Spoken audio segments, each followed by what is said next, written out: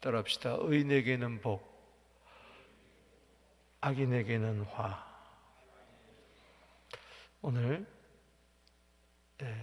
이사야 3장은 하나님의 경고가 이사야를 통해서 나타났는데, 오늘 여기 10절, 11절에 보면 너희는 의인에게 복이 있으리라 말하라. 그들은 그들의 행위의 열매를 먹을 것이요 악인에게는 화가 있으리니 이는 그의 손으로 행한 대로 그가 보응을 받을 것임이니라.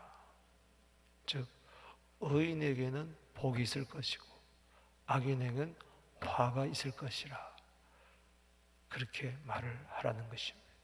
따라합시다. 의인에게는 복이 있습니다. 악인에게는 화가 있습니다.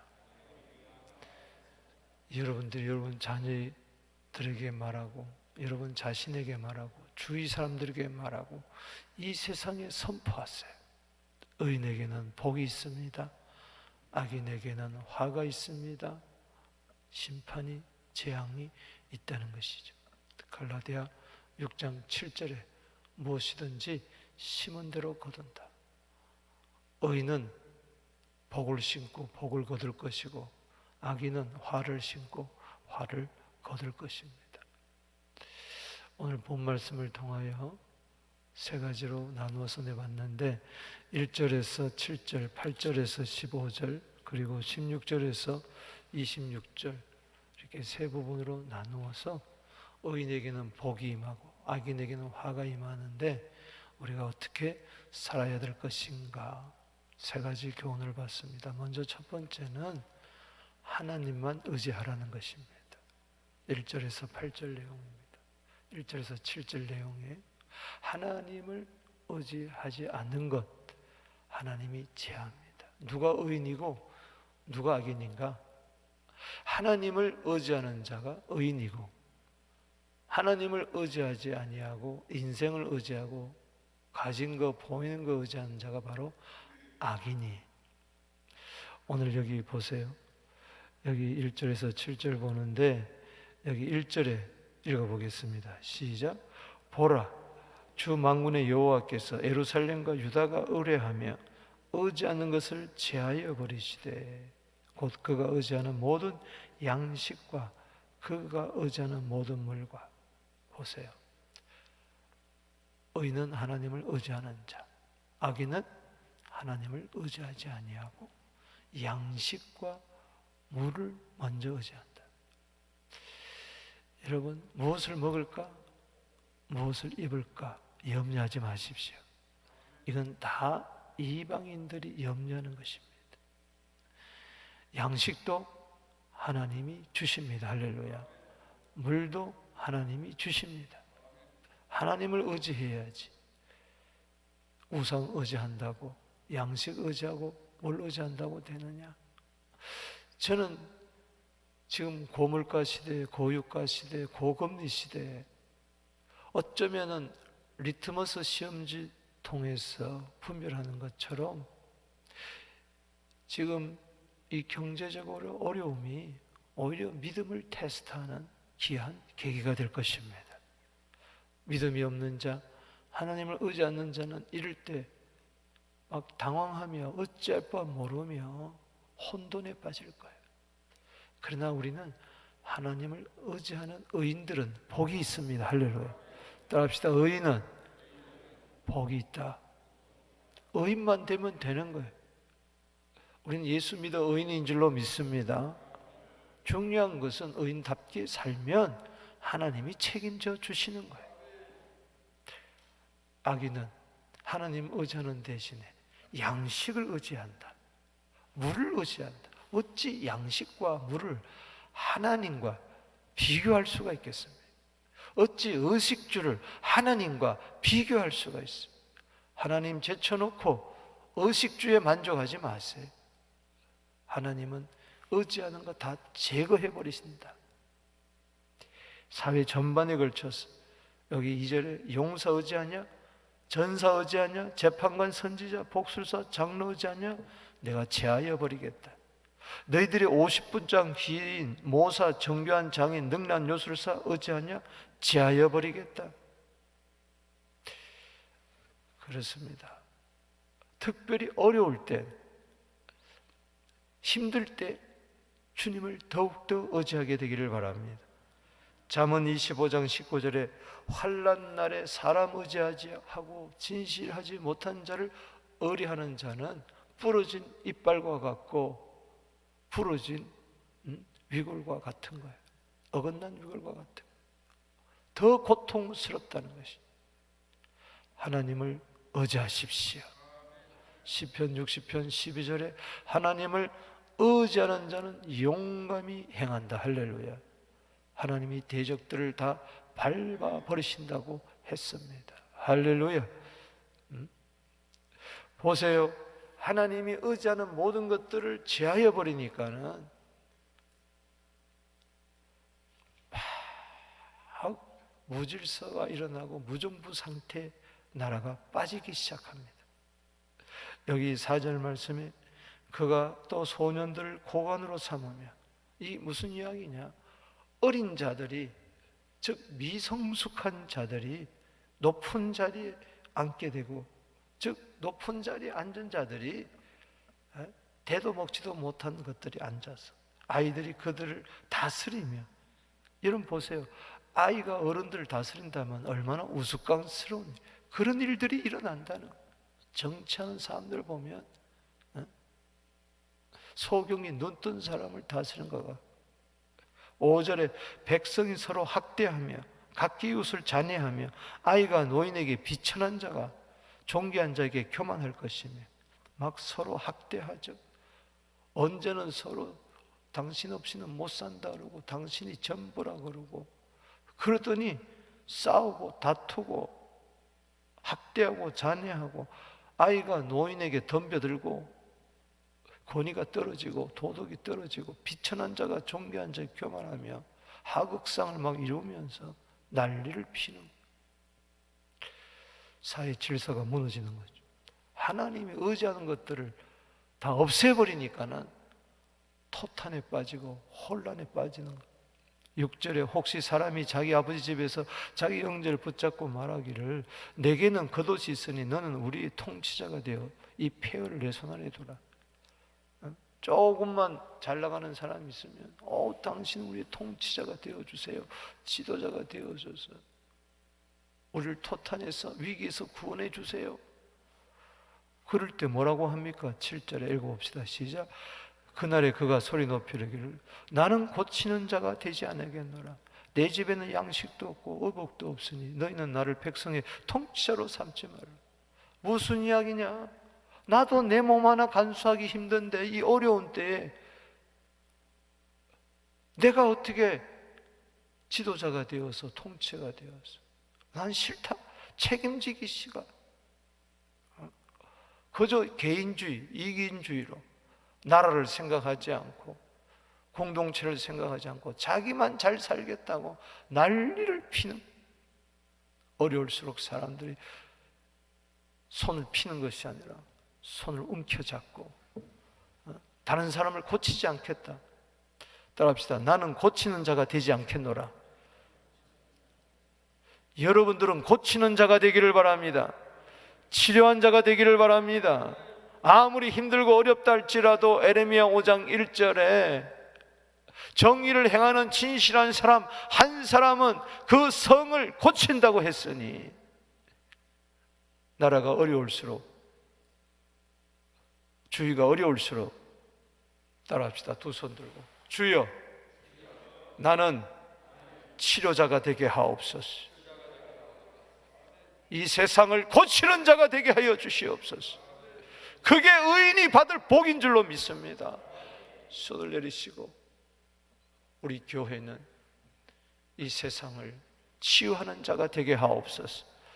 열방의 치유자가 되게 하여 주시옵소서. 그러려면은 세상 의지하지 말고 사람 의지하지 말고 물질 의지하지 말고 주님만 의지하라는 것이,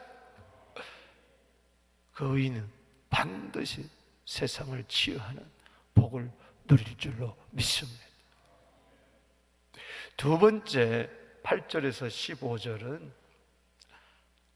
하나님을 거역하지 말라는 것입니다.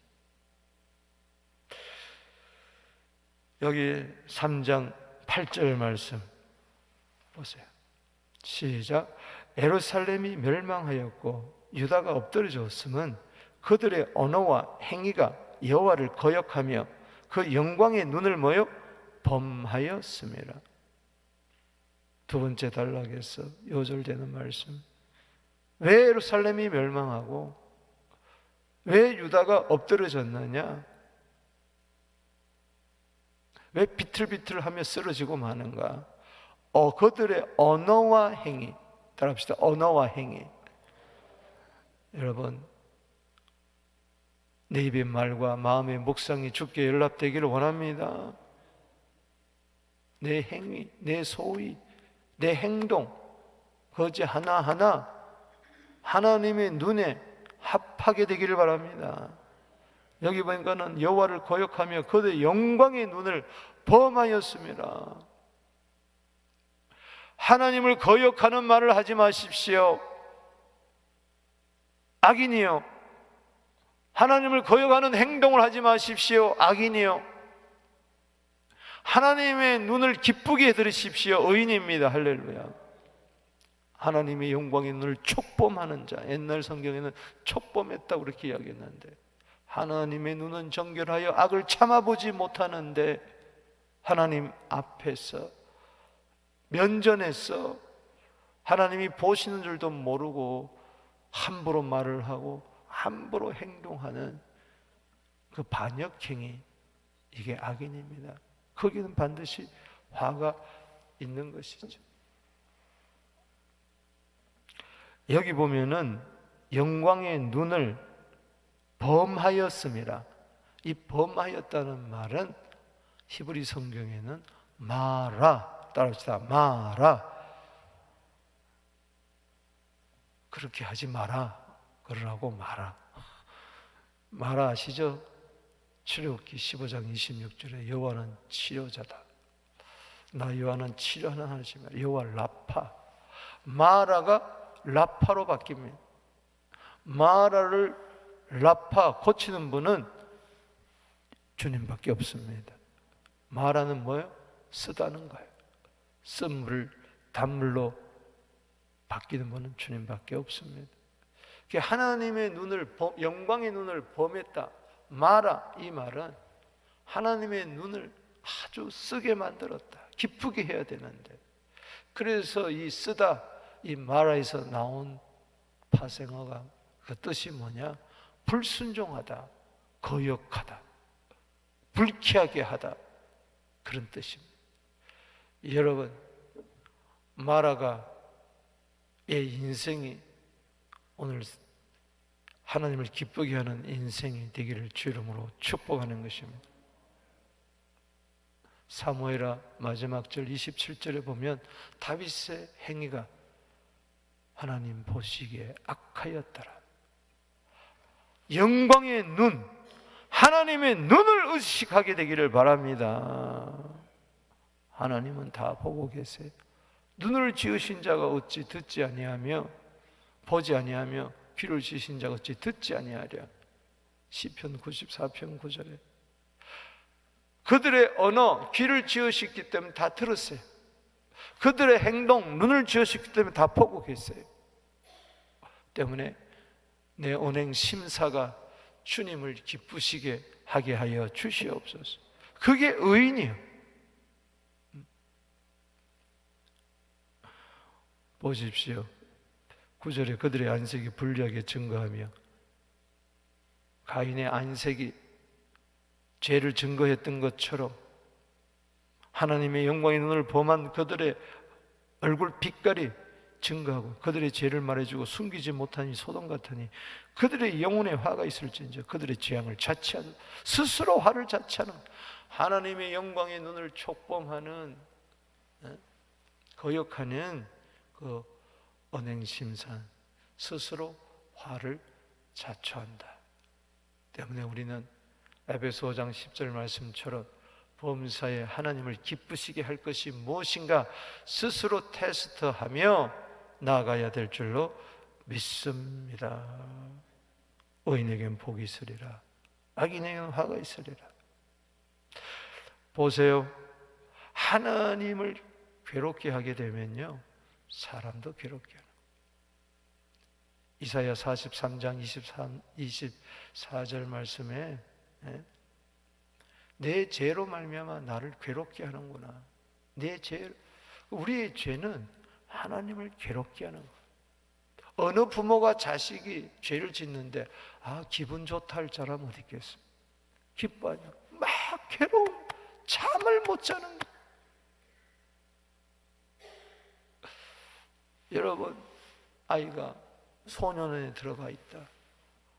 내 아들이 무기징역을 받아가지고 감옥에 있다 생각이 없어. 평생 사는 동안에 가슴에 대못을 박은.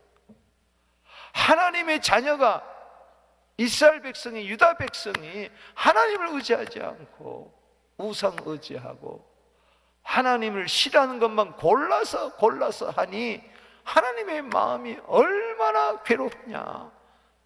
이사야 43장 24절 따라합시다. 너의 죄가 나를 괴롭게 하는구나. 하나님을 편안하게 드리게 되기를 바랍니다. 하나님 마음을 기쁘게 하는 의인이 되세요. 하나님을 괴롭게 하는 악인이 되지 마세요. 하나님을 괴롭게 하면요, 그 사람은 반드시 다른 사람도 괴롭게. 이사야 7장 13절에 사람을 괴롭게 한다. 사람을 기쁘게 해야지 왜 사람을 괴롭게 합니까? 저 러시아가 우크라이나를 괴롭게 하고 있잖아요. 저 중국이, 저 니카라과가 선교사들을 괴롭게 하고 있잖아요. NGO를 다 쫓아내고 있어요. 저 니카라과가 좀 망하려고 작정을 했어, 중국하고. 여기 12절 보세요. 내 백성을 학대하는 아이요 다스리는 여자들이라. 내 백성이여 내 인조들이 너를 유혹하여 내 달길을 어지럽게 한다 하면서 여기 13절에 보세요. 여호와께서 변론하여 일어나 백성들을 심판하고 서시. 드디어 영광의 눈을 촉범한 저들을 심판하고 서시는데, 보세요. 하나님의 영광의 눈을 범한, 하나님을 괴롭게 한 저들이, 그 구체적인 게 죄가 뭐냐? 14절에 여호와께서 자기 백성의 장로들 고관들을 신문하러 오시리니 포도원을 삼켜버렸어요. 가난한 자를 탈취했어요. 그걸 집에 가득 해놨어요. 불의한 재물이 집에 가득한 거죠. 15절에 시작. 어찌하여 너희가 내 백성을 짓밟으며 가난한 자의 얼굴에 맷돌질하느냐? 주 만군의 여호와가 내가 말하였느니라. 하나님을 괴롭게 하는 것이 사람을 괴롭게 하는 것이고, 사람을 학대하고 저주하고 얼굴에 맷돌질 가고 짓밟고 인권을 짓밟고 이 모든 사회 약자들을 짓밟는 현상은 전부 다 하나님을 괴롭게 하는 것이다. 우리는 하나님을 괴롭게 하는, 사람을 괴롭게 하는 악인이 되어서는 안 된다. 할렐루야. 하나님을 기쁘게 하고 주의를 기쁘게 하는, 모든 사람을 기쁘게 하는 통로가 되기를 바랍니다.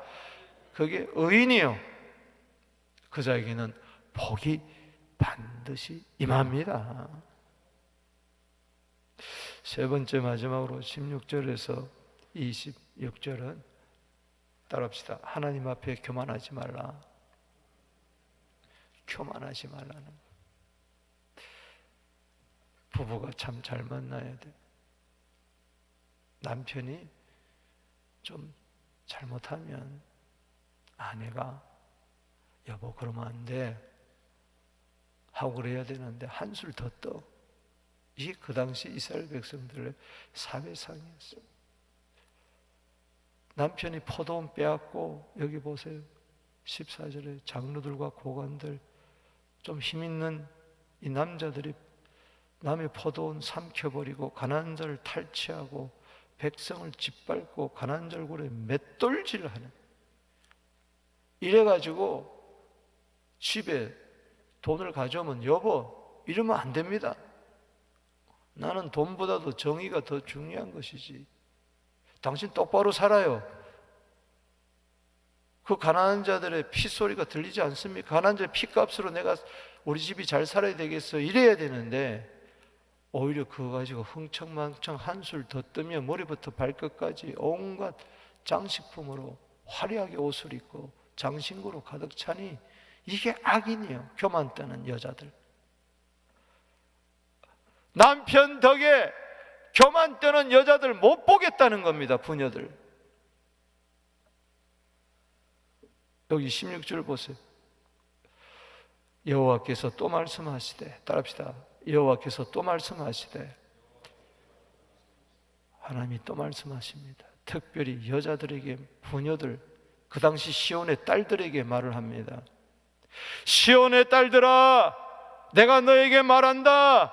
교만하여, 따라합시다. 교만하여 느린 목, 정을 통하는 눈으로 다니며 아기작거리며 발로는 쟁쟁한 소리를 낸다 하시는도다. 남편이 불의한 돈으로 치부한 그 돈으로 말이지 교만 떨고 있는 거예요. 교만 떨고 더한 거예요. 더. 그게 남편 사랑받는 겁니까? 교만하여서 느린 목. 이 느린 목이 뭐냐?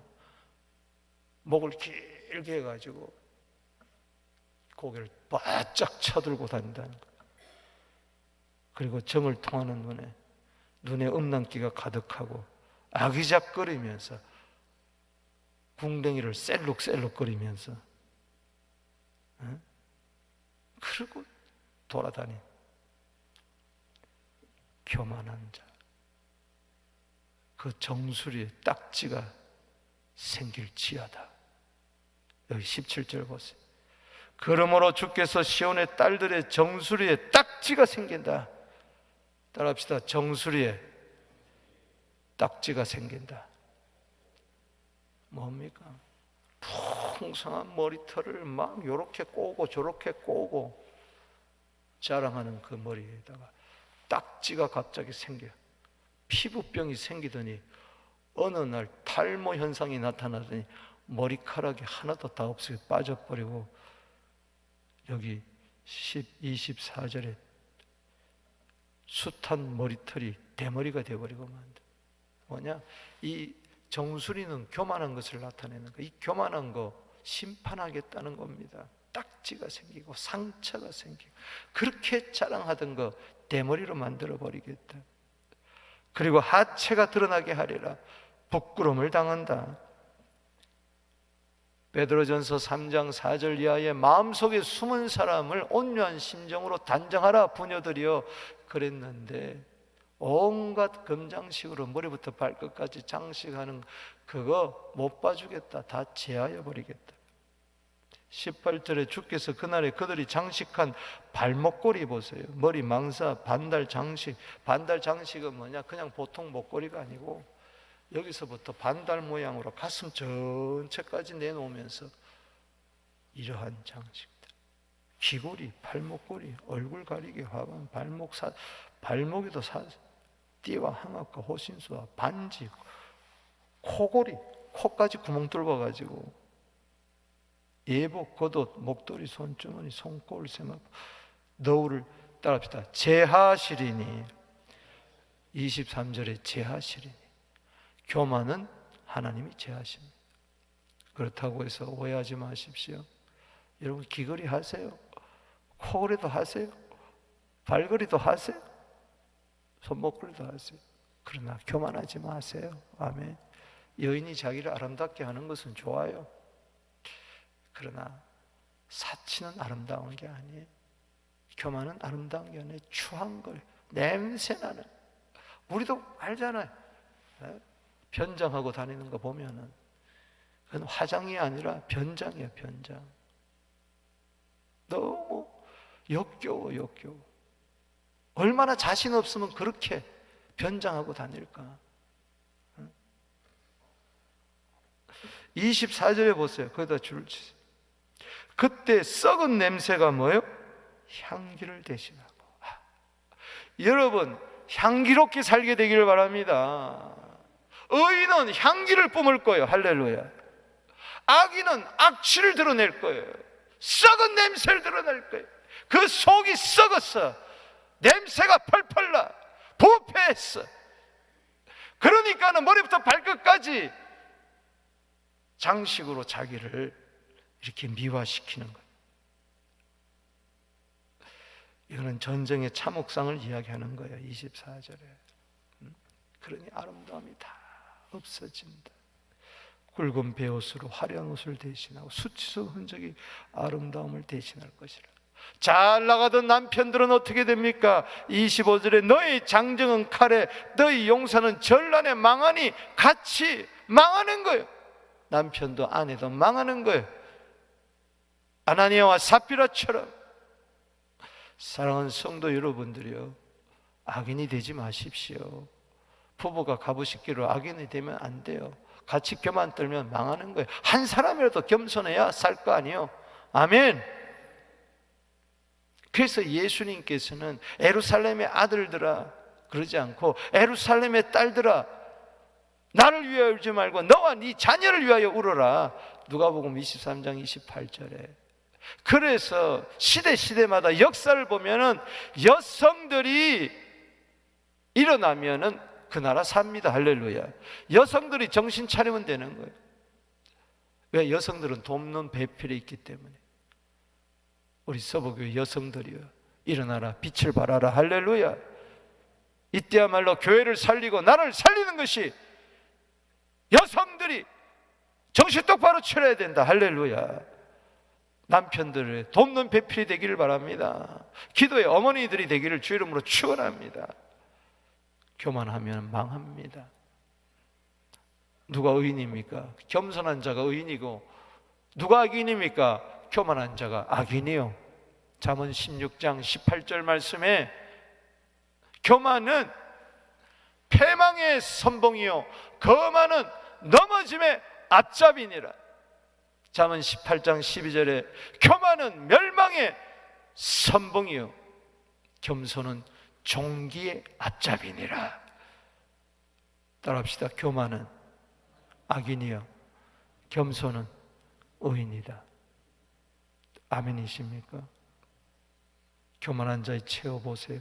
20절에 성문은 슬퍼하며 곡할 것이고 시온은 황폐하며 땅에 앉아있으리라.